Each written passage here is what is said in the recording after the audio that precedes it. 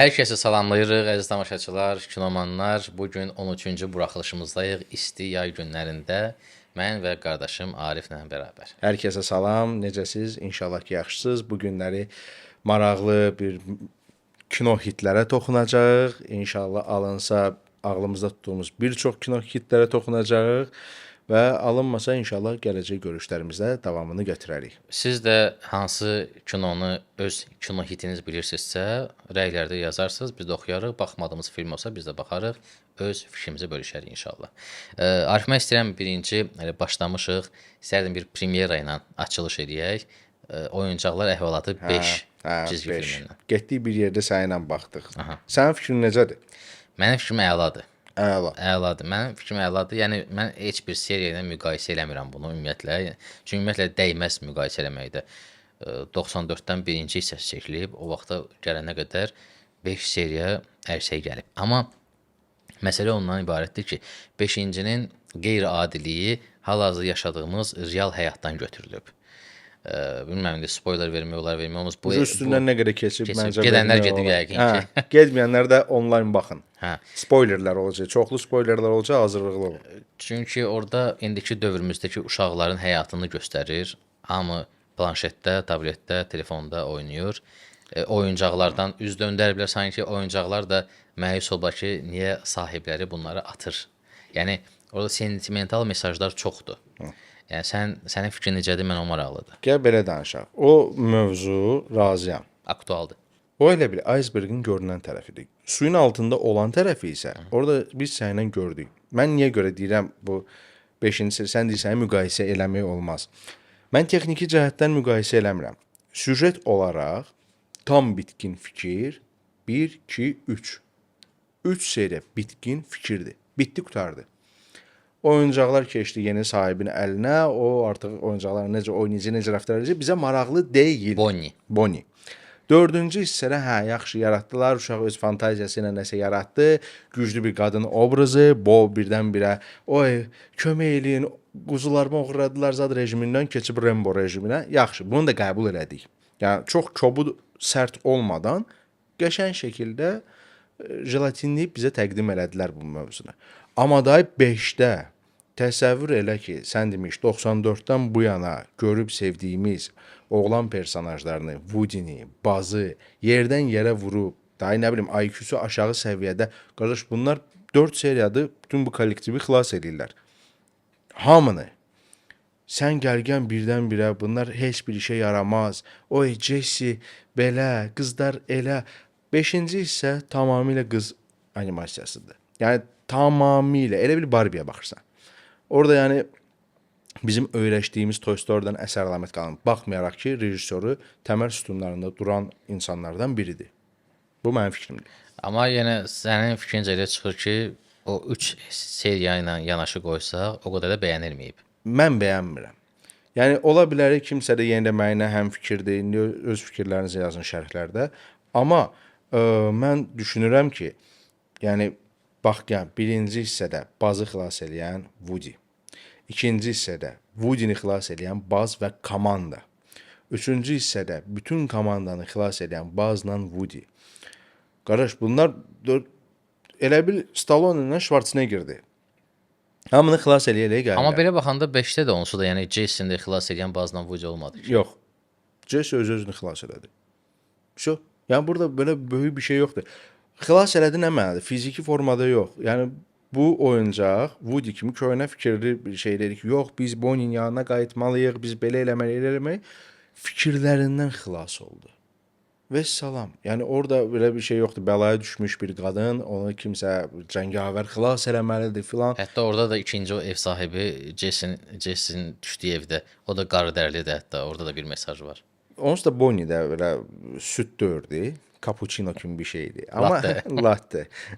Amma belə götürəndə onları qoydu bir qırağa. Yəni mən artıq düşünürdüm ki, bu feminizm zat söhbətləri yatışıb da götürüblər animasiyada adamın gözünə vura-vura Baz heç nəyə yaramaz bir şeyə dönüb. Yəni bu necə birdən-birə Cosmic Ranger, mən galaktikanı xilas eləməliyəm, sonsuzluq son hədd deyil.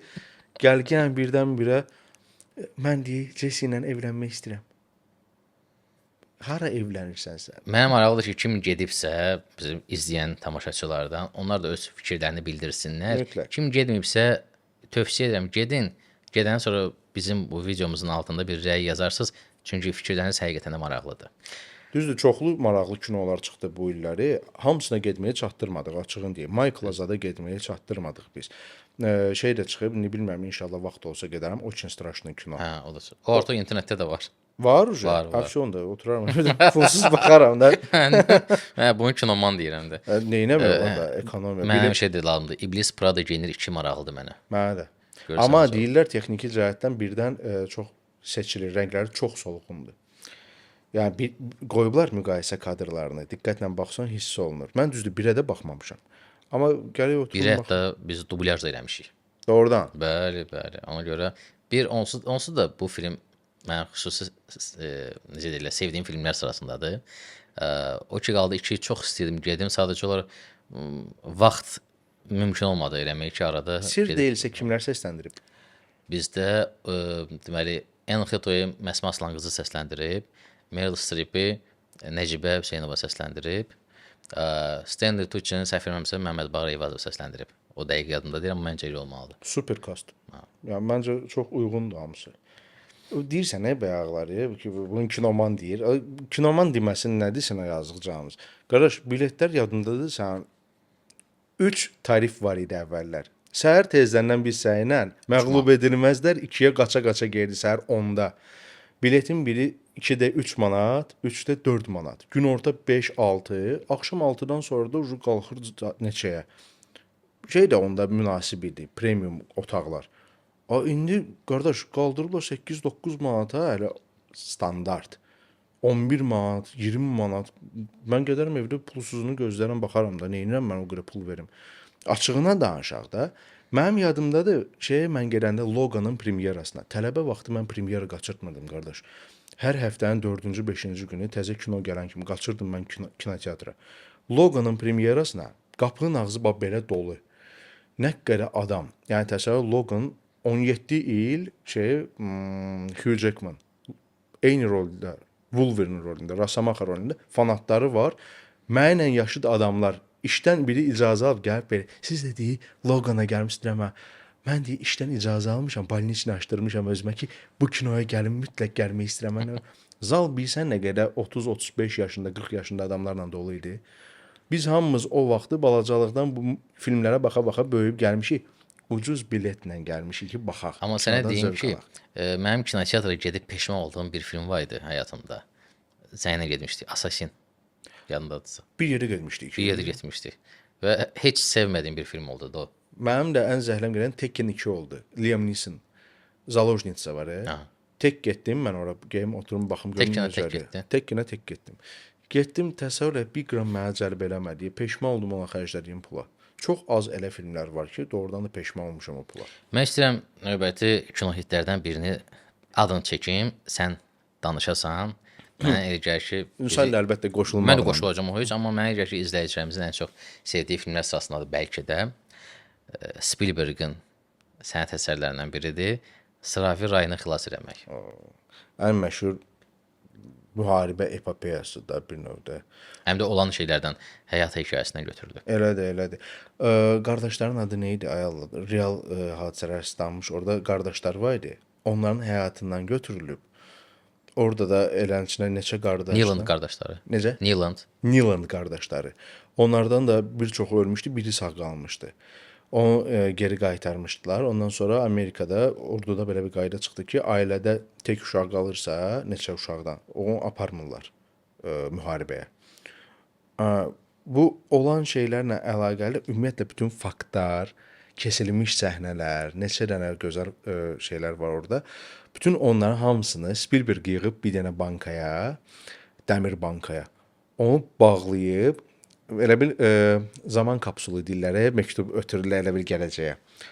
Həmən o D günü, o Amerikanların gəldiyi, həmin o sahilə gəldiyi o döyüş gününün yubileyi üçün o sahildə bastırıb ki, o döyüşün 100 illiyindən qabaq heç kəs açmasın.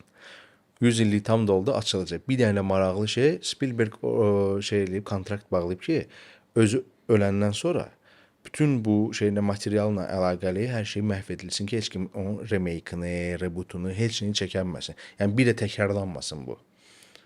Yəni, Maraqlıdır. hə. Sənə deyim, mənim çəkilişləri çox xoşuma gəlir. Əsas da əvvəli o sahildə olan yerlər.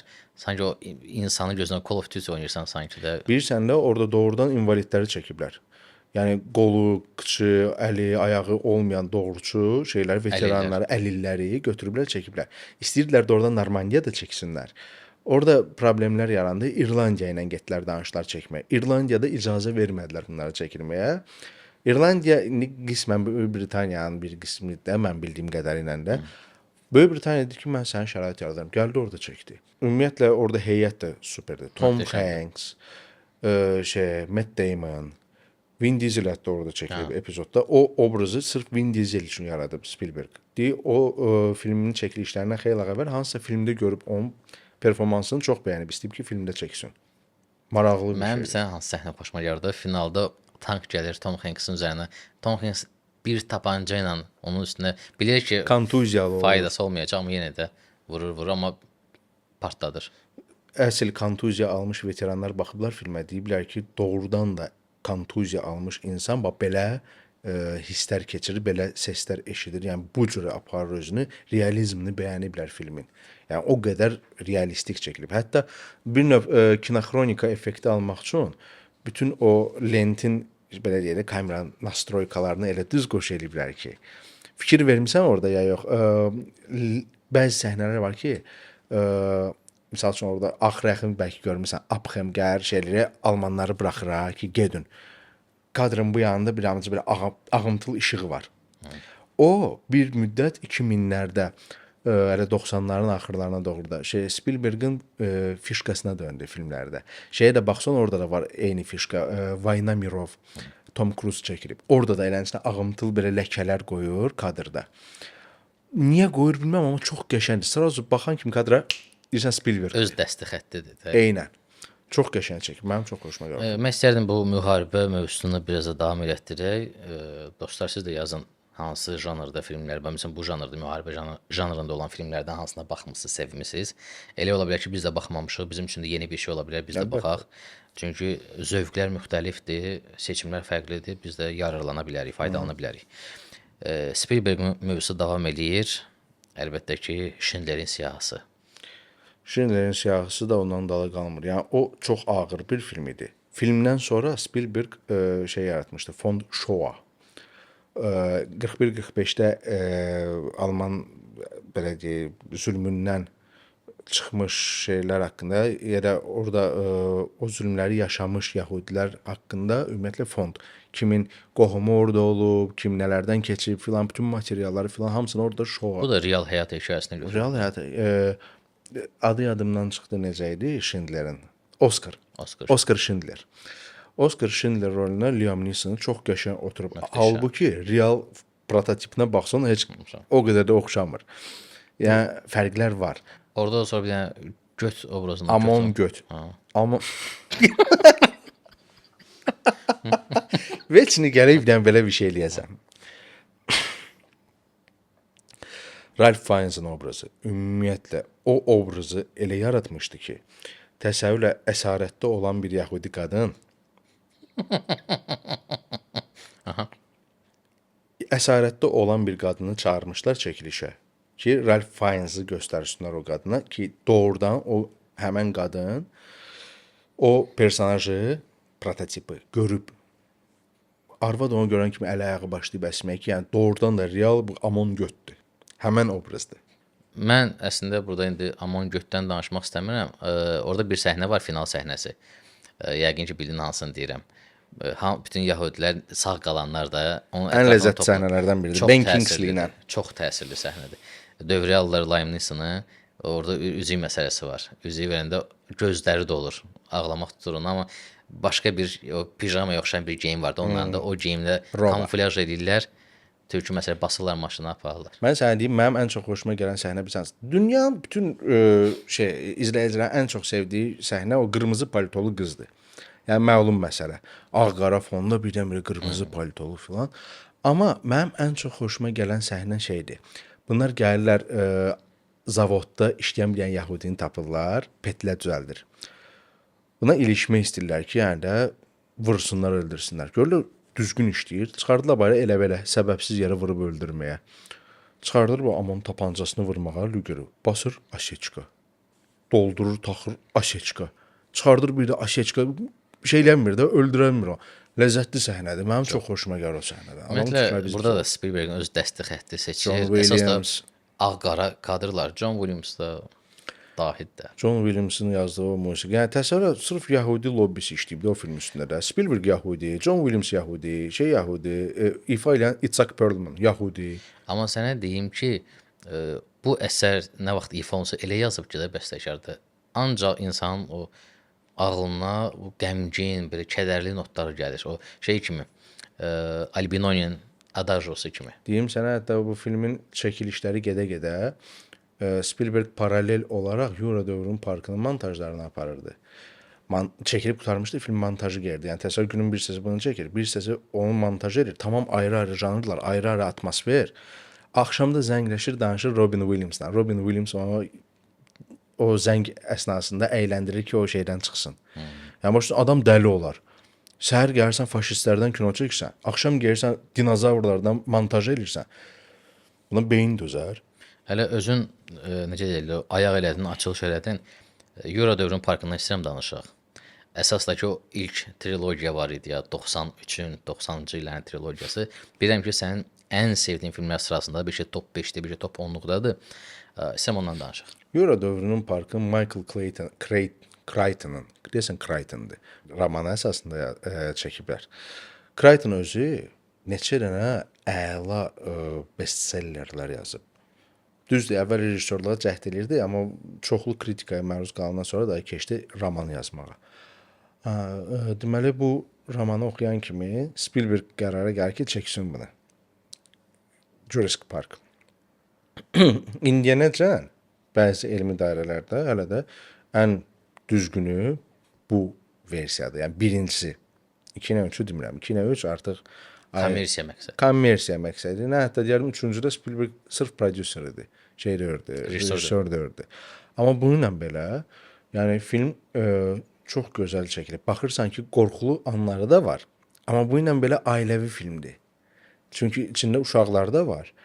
Və hər şey elə dozunda qoyub ki, gülməli anlar da yerindədir, elmi fantastikası da yerindədir, əyləncəsi də ən əsaslı qorxulu yerlərdir. Yəni Spielbergin həm rejissorluğu, həm prodüserlığı xüsusən, yəni nələrə imza atıb prodüser kimi, Geri gələcəyə doğru, Maska Zorro, sonra daha nələr var? Bunun kimi bu qəbildən bir neçə filmlər. Yəni pop mədəniyyətin formalaşmasında birə-bir əli toxunmuş, birə-bir yəni iştirak etmiş bir çox şeydə Spielbergin imzası var. Düzdür. İndilərdə onun kinosu gedir Disclosure Day. Deyəsən şeydən də şüalar zatlar, hə? Yad planetlər haqqındadır. Çox belə təzadlı kritiklər çıxıb ortalığa. Bilirsən, neçə ildən sonra qayıdıb. Neçə ildən sonra qayıdıb, amma bununla belə bilmirəm, yəni 50-50-yə geyir şeylər. Biri deyir ki, çox pisdir, biri deyir ki, çox yaxşıdır. Amma yekun nəticədə nədir, gərək özümüz baxaq. İndi istəyirəm bir Tolkien ədəbiyyatına keçid alaq. Yəqin bildin, söhbət hansı filmdən gedir? Sənin ən çox sevdiyin film. Bu da trilogiyadır. Sonra başqa bir versiyalar çəkildi, amma ona aidiyyatı yoxdur. O da Üzüklər hökmdarına söhbət gedir. Üzüklərin hökmdarı haqqında biz səninlə qısa-qısa da olsa müəyyən aspektlərini toxunub danışmışıq. Kitab haqqında ayrıca danışmışıq, əsərləri, yəni musiqi əsərləri haqqında ayrıca danışmışıq, Howard Shore'un musiqiləri. Amma film haqqında o qədər də danışmamışıq.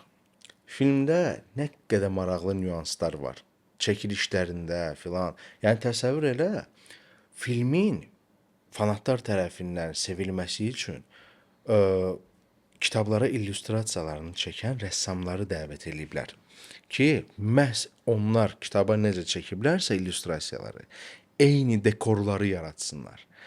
Sonra nə bilim yüzlərlə cüt Hobbit ayaqları yaradıblar. Hobbit qulaqları yaradıblar. Nə qədər masovka var idi Hətta orada. səhv eləmirəmsə deyəsən oradakı evləri Yeni Zelandiyada o evlərə bənzər şeylər tikiblər. Hələ də Bəziləri orada qalıb. var. Çəkilişlər Yeni Zelandiyada geyə baxın.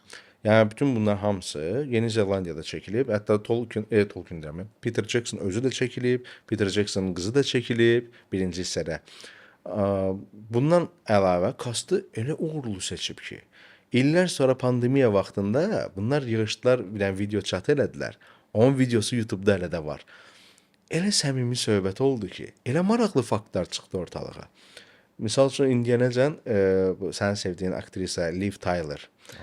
O hələ də orada elf dilində dediyi frazalar əzbərə yadındadır. Viggo Mortensen orada məşhur poliglot, neçə dildə özü danışır. Elf dilində oxuduğum mahnı yadındadır. O düzdür, rejissor versiyasında var, şeydə kesilib. Amma yenə də çox gözəl variant. Filmdə ümumiyyətlə hər şey necə gözəl verilib. Misal Mənim üçün Gimlidən xoşum gəlir orada. Gimli, hə. Gimli misal üçün Legolasla fikir versən orada xalq düşmənliyini göstərir. Gnomlarla elflər yola getmirlər. Onun səbəbləri var o biri əsərlərdən.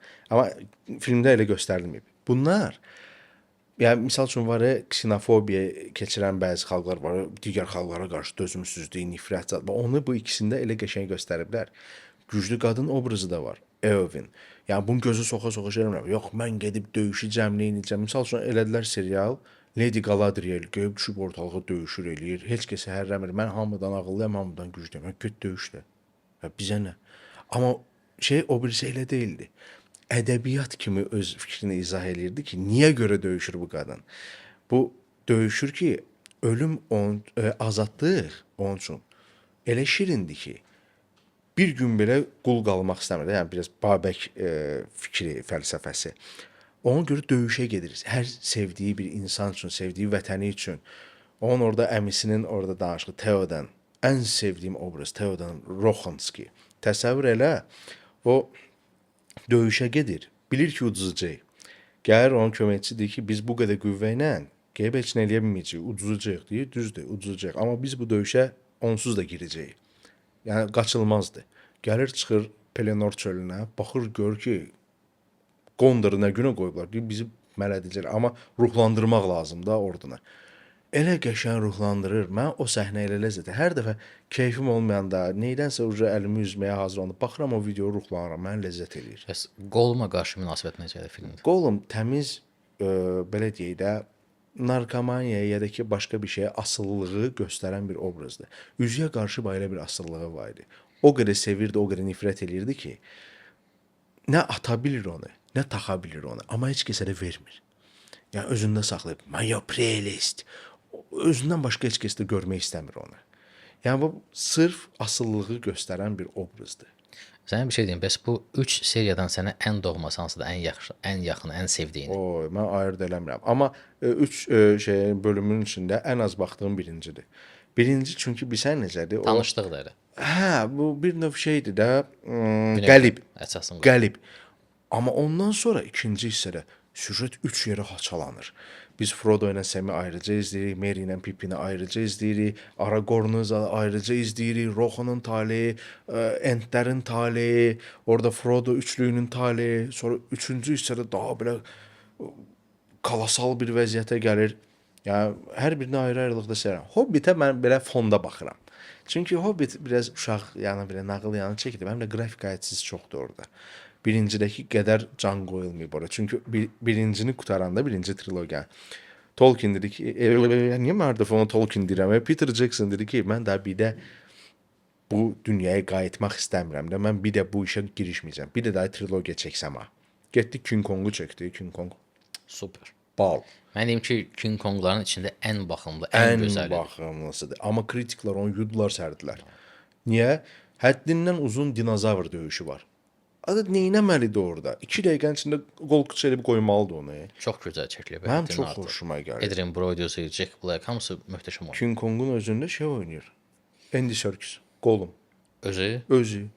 Yəni o mock-up aktyorları içində ən istedadlı bir aktyordur. Yəni belə.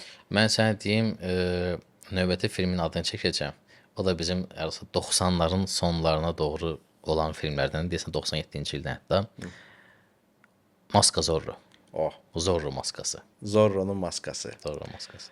Zorro maskası dövrünün ən gözəl dırnaq içində tarixi döyüş filmlərindən biridir. Həm də aktyor heyəti necədir? Anthony Hopkins, Antonio Banderas, Catherine Catherine Zeta-Jones. Zeta-Jones, sənin sevdiyin Don Rafael, o kimi ifa eləyib. Stuart Wilson. Don Rafael vəbşi çox xarizmatik Çox, obrazdır. çox. Yəni mən sənə deyim, kino özü də gözəl çəkilib, onu danışmaq da bir ayrı gözəldir. Mən bu yaxınlarda uşağa danışdım o axşam nağıl əvəzi. Çox ləzzət elədi ona. Səhəri gün qoşdum onun kinosuna. Deyir, "Abi mənə danışdığın deyir, o qədər gözəl çəkilib ki." Hətta ikincisi o qədər sevilmədi. İkincisi mən o günləri heç fonla baxa bilmədim. Yəni o qədər cəlb eləmədim. Amma bundan qabaq da çəkilib bir versiya, retro. Alain Delon. Alan Delon. Ondan qabaq da çəkilib. Yəni bir xeyli Məşhur variantı var, ha. Yəni bu ən məşhur maskalı vigilantalardan. Mən sənə bir şey deyim, ümumiyyətlə bu şey var da, mənfi qəhrəmanlara qarşı onların hərəkətlərinə, manevrlərinə qarşı həmişə sevgi olur da. Don Rafael bəlkə də yeganə obrazlardan ki, tək o xarakteri yox, o danışdığımız kimi vizual o görkəmi də adama göz oxşayır da, çox simpatikdir belə. Nə? Mən ümumiyyətlə deyim sənə, kostyum cəhətdən çox gözəl işləyiblər orada. Yəni istər zadəganların geyimi, istər Zorron geyimi. Zorron geyimini iki variantda eliblər. Niyə? Misal üçün orada Diego de la Vega İspandır. Anthony Hopkins'in obrazı. Ona İspan elementləri olan geyimi giyindiriblər. Amma Antonio Banderas'ın ki Alejandro Meksikandır. Ona Meksikan elementləri olan bir Zorro kostyumu giyindiriblər. Yəni fərq var. Amma döyüş zamanı hiss eləmirlər deyə. Bunlar bilə Zorro ölmüşdü də, nə oldu? Yəni James Horner'ın musiqisi. Elə ora gələcək. O atmosferi necə duyub, bəstəkarın üstünlüyü Hələ var. o Mark Anthony'nin oxuduğu. Eyni mahnı deyə, prosta mətn yazılıb ona. Amma belə necə deyirlər, kinonun belə bir əsasını təşkil edir də. Çox gözəl. Mən o filmdə elə bilirdim ki, Catherine Zeta-Jones İspankadır. Hə. Wales'dan imiş. İngilis çıxırdı onu da. Elə çıxır. Yox, İngilis yox, Britan. Hədə istərsən o tərəfləri. Wales'dir. Yəni çox maraqlı. Banderas'ın o dövrdə çox gözəl filmləri var idi. Onlardan biri də 13-cü döyüşçü. Hə. 13-cü döyüşçü çox gözəl. Cəngavərlər filmdir. haqqında. Hə, Vikinglər haqqında.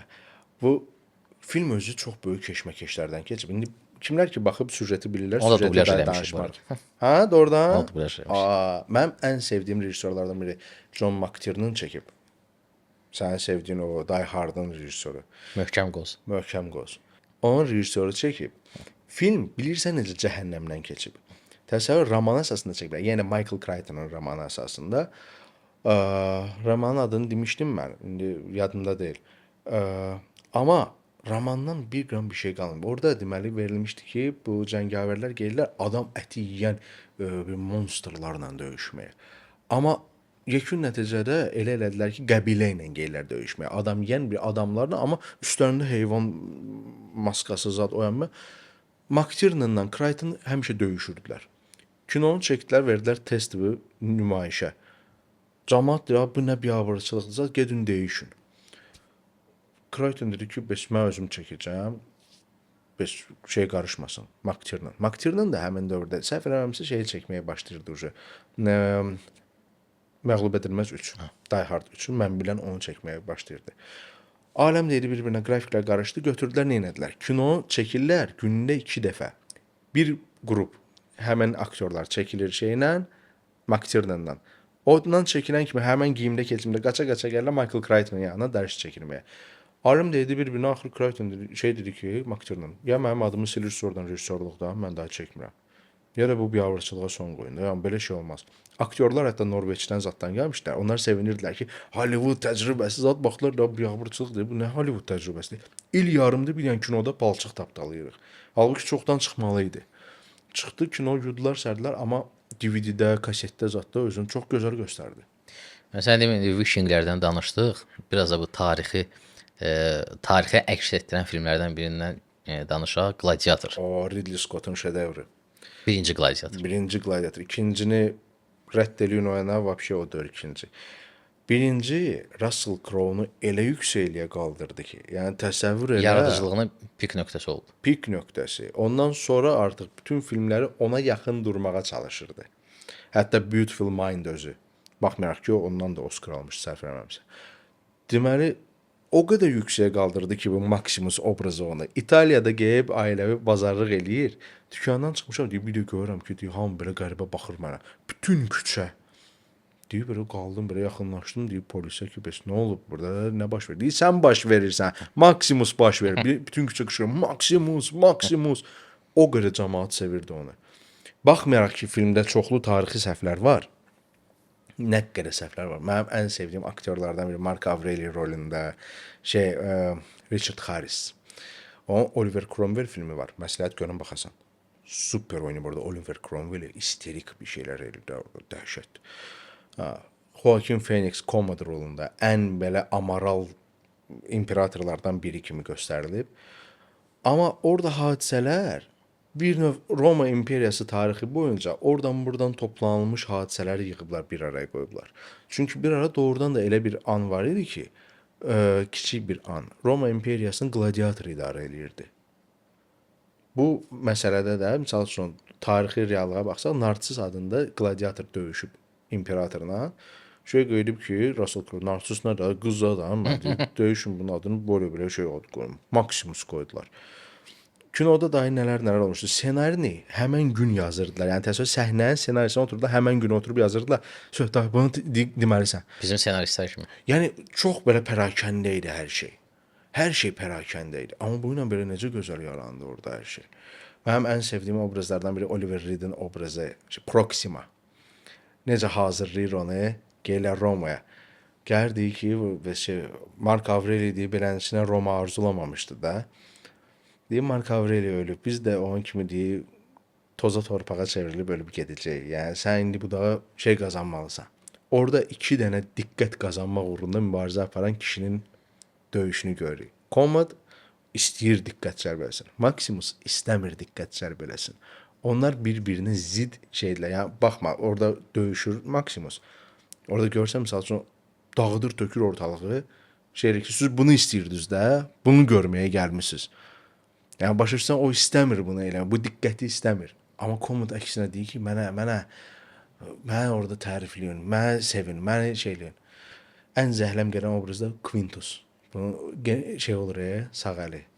Deyir ki, biz Commoda kömək eləmək istəməyəndə, Maximus bu qərar deyir ki, biz söz verir ki, ailəmə göz qulaq olacaq. Deyir, ailən səni o dünyada gözləyəcək.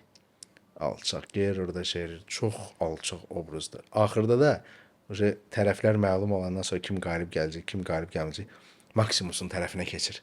Keçid almaq istəyirəm sənin sevdiyin bir aktyor və onun yaradıcılığından bir filmə, Johnny Depp, Piratlar. Qərib Dənizin Quldurları. Yeganə filmdir ki, atraksiyondan ilhamlanılıb çəkilib. Yəni, həmişə tərsinə olur da, film çəkilir, Disneylanddə gəlir, onun atraksiyonunu qoyurlar. Gəlib baxıblar Qərib Dənizin Quldurları, deyirlər, davay çəkir. Özü də çox maraqlı bir dövrə düşür. Ondan qabaq Piratlarla əlaqəli bir film çəkilmişdi. Gina Davis başrolda.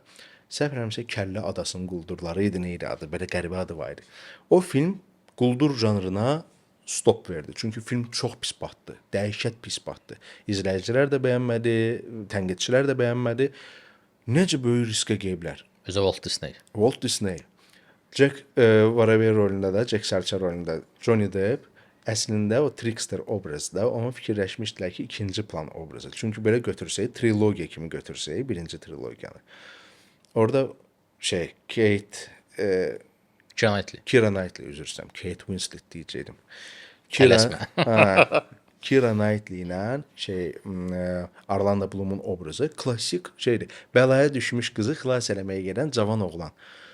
Bu süjet 3 hissə qəşəng gedir, ta ki bunlar evlənənə kimi. Johnny Depp orada nə edir? Bunlara köməkli eləyir, arada bir öz məqsədinə çatmağa çalışır, kimisə aldadır, arada özü aldanır.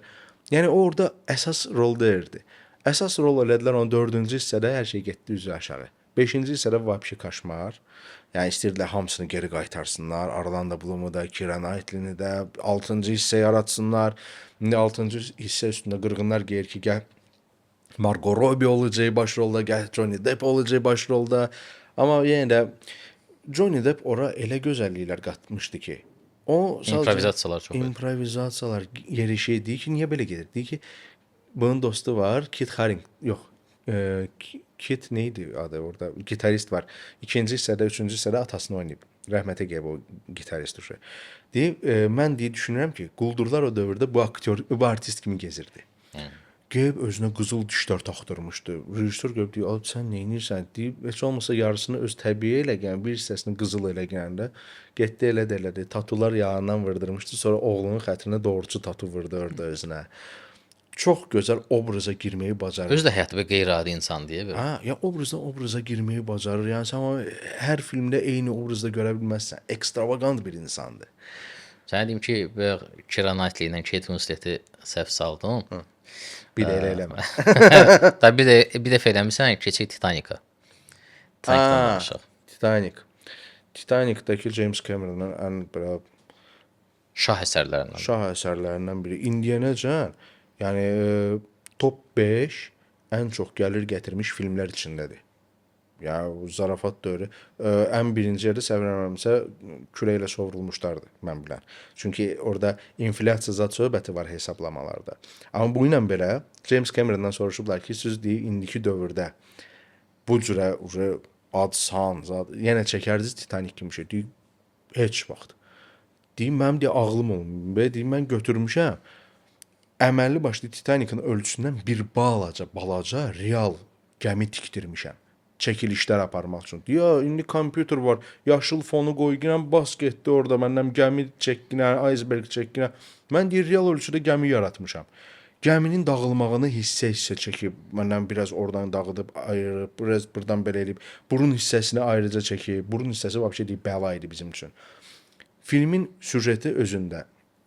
Hamı deyir ki, Jack'la Rose'un sevgi hikayesi zaten. Öyle deyil qardaş, orada Jack'la Rose'un sevgi hikayesi deyil. Elə səthi 3 saatlıq sevgi hikayesi olar. Bax fikir ver. Jack necə həyat tərzi sürür? Gündəlik. Bugün nəfəs alıram, hə, əla. Sabah alaram, yenə də o yaşayaram. Ha. Amma Rosa elə deyil. Rosa vaxtı ilə ailəsi varlı olub, Şan-şöhrət sevəndir. atası rəhmətə gedəndə bütün pullar uçub gəlib, arvad istəyir tezdən o varlı həyata şey eləmək üçün qızını varlı bir oğlana soxuşdurur, belə deyək. Oğlanı da Billy Zane. Bu yaxınlarda Marlon Brando obrazında görəcək onu ideal oturub. Ha, bu Billy Zane oynayan obrazında yazığın heç bir günahı yoxdur. Bunu qızı eləyirlər ki, qəşəng qızdır mənimlə, bu istəmir o həyatı.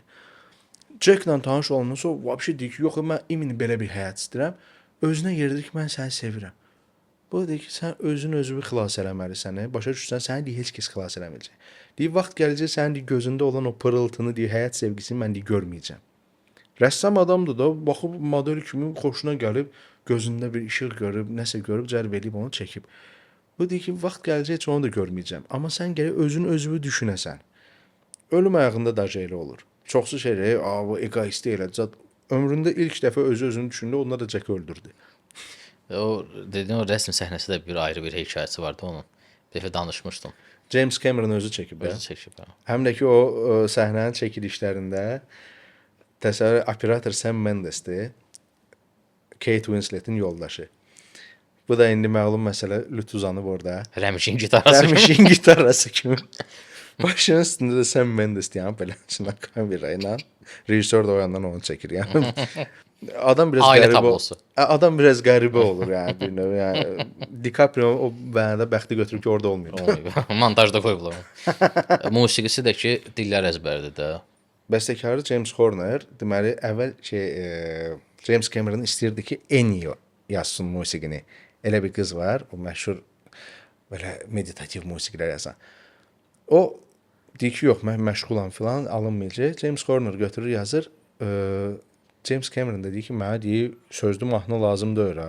O da gizlindən geyir, Celine Dion'la yazır, sözdə eləyir onu. Götürür, gəlir, deyir ki, yaxşı da eləmisiniz də. Götürür, qoyur, oynanda Oscar alırlar. Ən məşhur mahnı, ən məşhur gözəl. Yəni belə götürəndə sevgi hekayəsi kimi gözəldir, amma dərinliyinə getsən sevgi hekayəsi deyil. Eyni ilə də Leon kimi. Luc Besson'un məşhur şedevri. Luc Besson Leon'u təsəvvür elə yazanda 5-ci elementin çəkilişlərinə başlayırlar. Bruce Willis'dən qrafika tutdura bilmirlər. Bruce Willis də ulduz statusu var filan o yan bu yan. Möhkəm qozdan sonra. Ha. Deyir ki, bəs mən çatdıramıram, ayrı yerdə çəkilişim var zət. Deyir, yaxşı. 50-60 günlük bu gedir hansı bir oteldə qapanır, oturur, yazır. Bütün enerjisini, bütün ağrısını qoyur o ssenariyə. Elə gözəl ssenari yazır ki, ilk növbədə bütün o Leon obrazını Jean Reno'ya şeylər yazır. Baxır ki, yəni Nikita filmi var ya. Nikita filmini o çəkir orada. Jean Reno da orada çəkilib. Deyir, bu cür obrazı belə boş buraxmaq olmaz da. İkinci dərəcəli obraz olmamalıdır. Birinci dərəcəli olmalıdır. Leonu çəkir, uşaq obrazı filan qoyur ora. O da onun özünün sevgi hekayəsidir. 5-ci elementdə yadındadır, Meduza baş binə oxuyan var ya. Bax o real həyatda Luc Bessonun yoldaşı olub. Çox cavan yaşında vurulub Luc Bessona. Luc'un hardasa bir 30-a yaxın yaşı olur. Bunun 10 neçə Yuxu açıq vaxtlar. heç 15 yaşı yox idi qızın. Vurulur ona. Gizlindən gəlirlər, evlənirlər, eləyirlər. Sonra uşağı olur. Bu onların öz sevgi hekayəsini götürür ora köçürdür. Castinglərdə Natalie Portman'ı 2 dəfə dinləyiş eləyirlər. Xoşuna gəlir, götürmək istəyir. Anası, atası deyir ki, yox, biz ssenarini oxuduq. Biz beləncə sevgi hekayəsinə, qızın siqaret çəkməyinə filan qarşıyıq. Jean Reno da qarışır deyir ki, mən deyir ssenarini deyir, düzəlişlərin üstünə duracağam ki, bu sevgi hekayəsi olsun, çox naif. Yəni ortalıqda heç nə olmasın. Aynə əl-ələ tutmaq, öpüşmək filan, heç nə.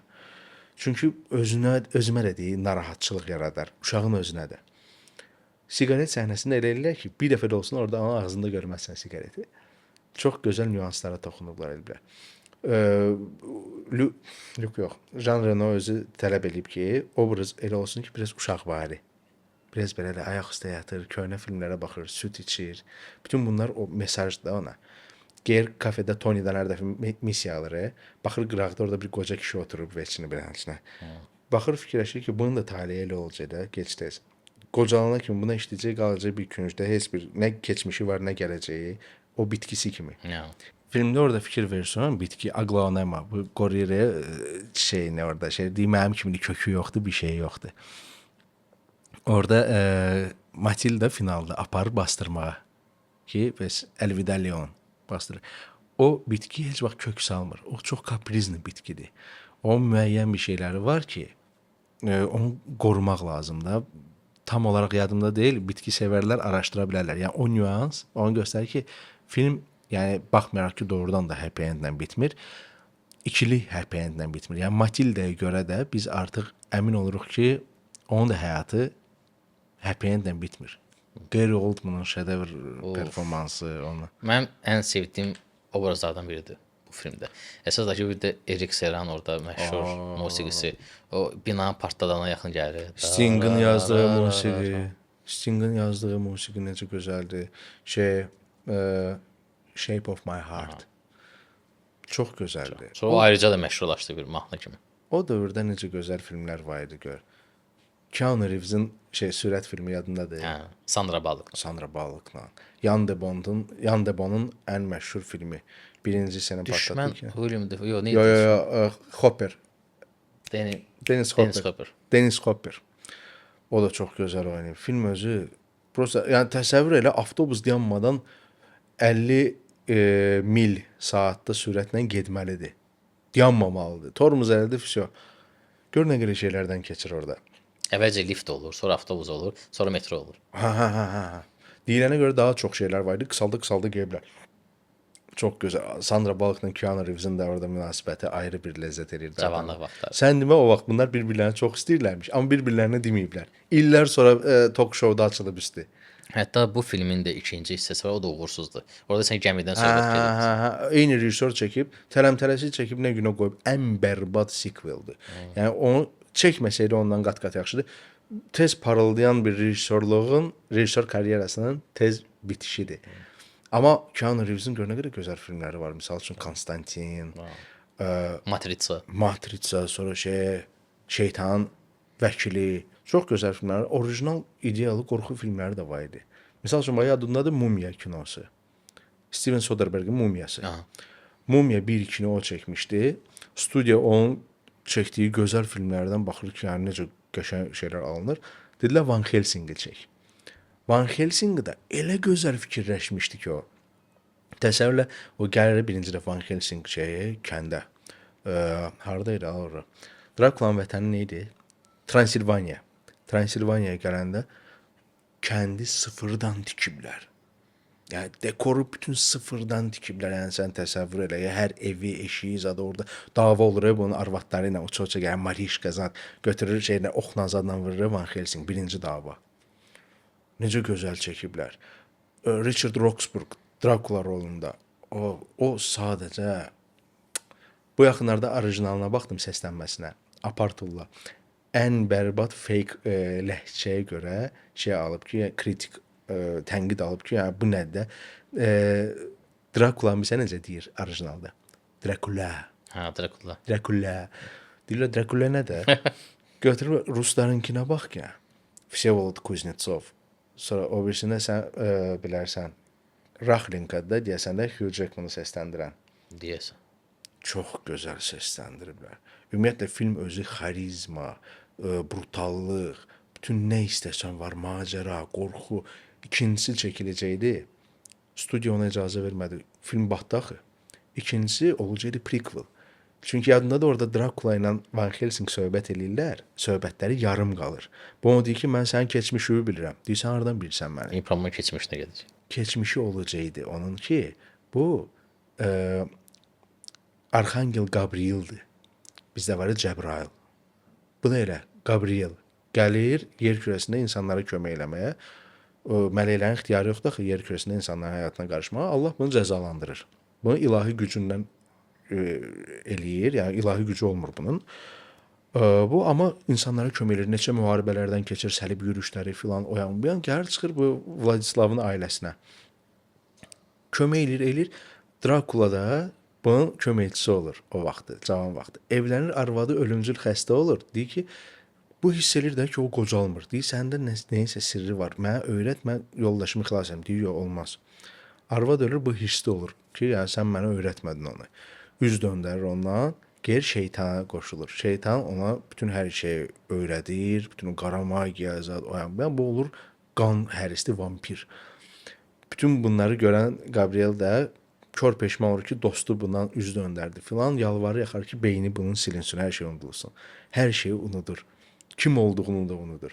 Bunu götürürlər Vatikanda, buna öyrədirlər ki, sən bizim köməkçimiz olmalısan. Bütün bu monsterlara qarşı, mənəmlə, oyamayan canavar adamları, vampirləri zat tutmalısan. Ən gözəl canavar adam qrafikası da oradadır. Heyf ikincisi alınmadı. Çox heyf. Mən deyirəm indi keçid olaraq kino hitlərdə animasiya filmlərinə də, animasiya cizgi filmlərə daha doğrusu məşhur Yuxarı filmi. Cizgi filmi. Çox təsirli cizgi filmlərdən biridir. Biraz sən danış. Maraqlı mesajı olan filmlərdən biridir. Onu da hətta biz dublyaj eləmişik. Orada kimlərdir aktyorlar? Orada aktyorlar başrolda Allahverdi Yolçiyevdir. Mark Fredrikson'dır. Fredrikson. Mans isə Kazım Abdullayevdir. Dublyaj eləmişdi. Bir şey Russell Nihatdır. Bizim balaca aktyorumuz. Film səhv etmirəmsə Oscar da alıb, səhv etmirəmsə. Əlbəttə. O melodiyası ümumiyyətlə şedevrdir. Çox gözəldir. Motiv da gözəldir. Bir yerdə bunlar ailə olurlar. Bunların isə övladları da olmur da heç də. Yoldaşı sonra rəhmətə gedir, ölür. Kişi tək qalır. Bir də arzuları var ki, evə aparsınlar da harasa da qoysunlar özləri üçün evlərini tiksinlər. Kişi də o arzusunu müəyyən qədər yerinə yetirməyə çalışır. Düz cizgi filmin sonuna qədər. Russell da ona yol yoldaşı olur da sanki. O maraqlı mesajı var. Sanki Russell tək yol yoldaşı deyilmiş kimi, bilmirəm, bəlkə də bəzi şeylər var, onun gözünə görsənirmiş kimi, bilmirəm. Əslində bir çox fərziyyələr var. Var, fərziyyələr çoxdur. Ki güya getdi o dünyaya düşdü, o dünyadadır bu şəlalə, eviniz adı ora qoydu elədi. Bir də quş da var yanlarında, həmişə şokolad yeri. Onun adı da maraqlıdır. Kevin. Yox, Kevin deyirdi. Kevin it idi deyəsən, yox? Deyəsən. O it danışa o dayanır. Dag. İtin adı Dag idi. O deyəsən Məmməd Bağır idi. Hə.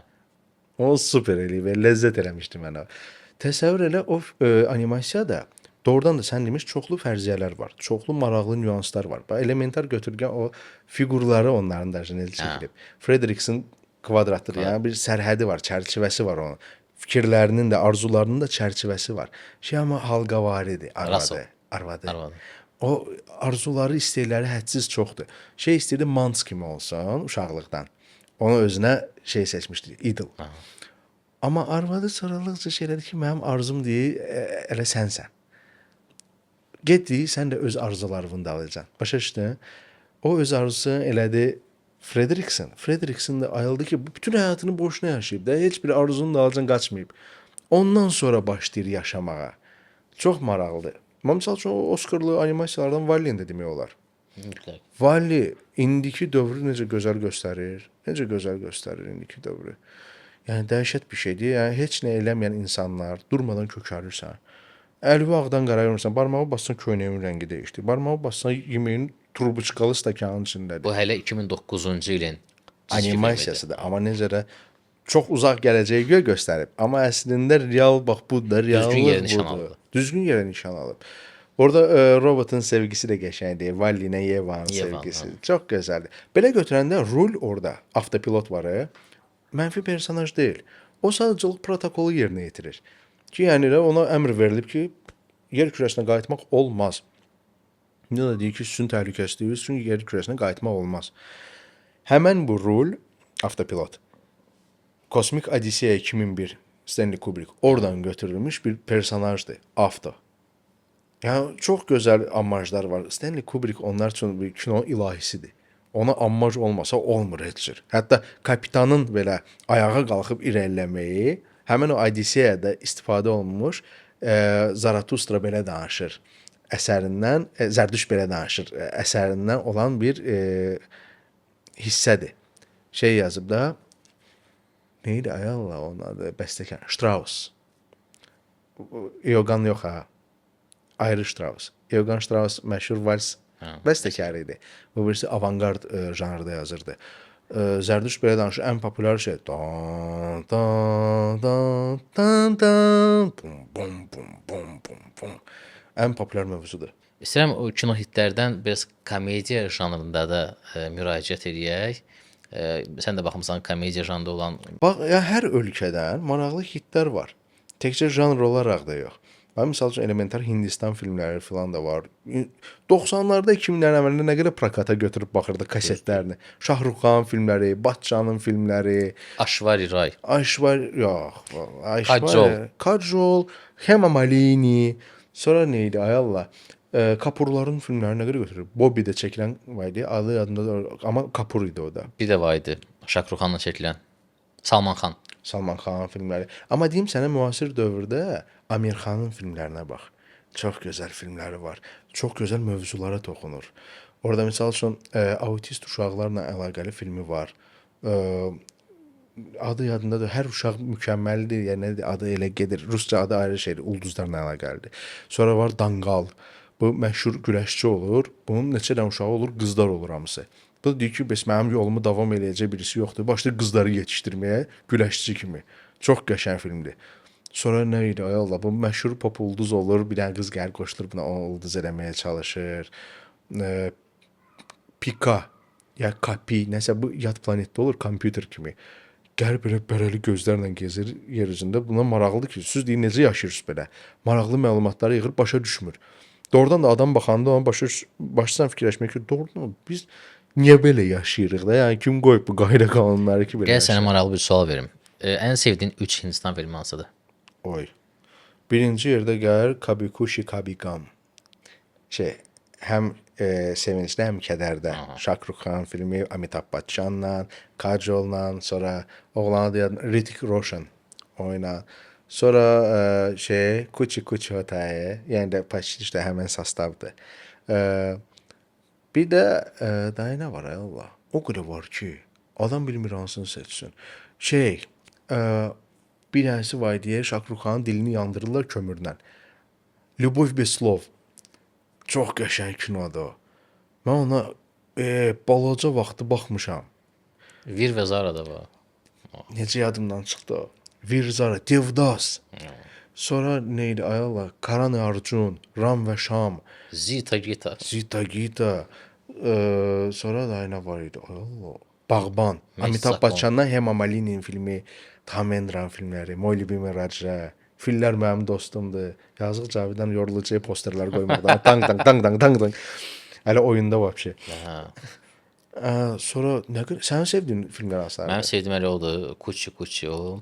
Vir İzara. Bir də şey var idi, nəsə adı tam yalan Nevesta nəsə. Nizbijavşay Nevesta. Musiqisi qəşəng. Dan dan dan dan dan dan dan dan dan. Çox qəşəng musiqisi var. Onun Mən də musiqiləri ondan anlamışam. Rəqsləri, xoreografik hərəkətlər falan. Super. Bir dənə promok bir şey yoxdur. Hamısı bir-birindən maraqlı. Sonra nə idi? Ay Allah, bir dənəsi var idi. Deyəsən hələ Karan Arjun idi.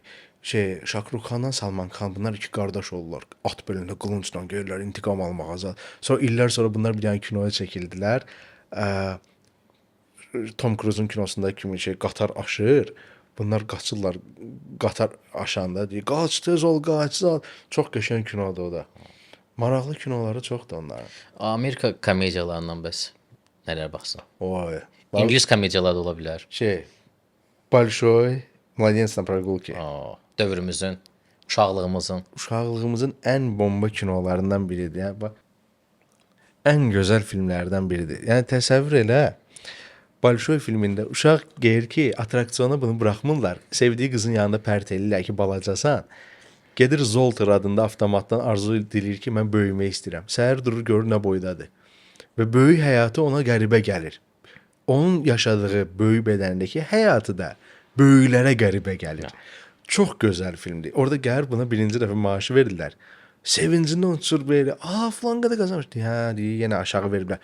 Böyüklər bilir ki, bunları aşağı verirlər. Bunun üçün bu kosmik bir qiymətdir də. Yəni bunun tələbatı nədir ki, güya? Sonra gəlir, oturur işləyir, şak işləyir, yanındakı belə deyir, nədir? Deyir, biraz yavaş işlə. Yavaş, tələsmə.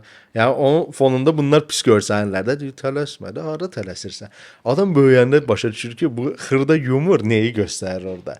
Çox qəşəngdir. Mladенец на прогулке özü 3 dənə banditi, bir dənə uşaq barmağına dolur. Uşaq vaxtında özü köhnə dublyajda.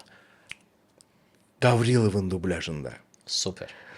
Ayda, moyi dengi qaçır ondan. Axırda gəlir eləyir ki, uşağın səsini eşidir. Çıxırlar pəncərədən görürlər ki, polisləri zadı yığıb oraya göstərir. Bu. Ax, ты стукач несчастный satıb bunlar. Əla komediyadır. Mr. Bean münasibət necədir? Coşqun.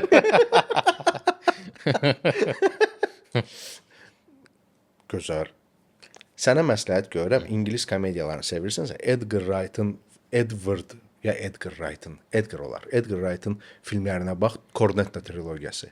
Çox xoşuma gələcək. Sənin xoşladığın kimi söz oyunları doludur orada. 3 dənə filmdir. Biri Zombi по имени Sean, əslində ruslar düzgün eləmirlər adını. Shaun of Dead gedir, o da söz oyunudur.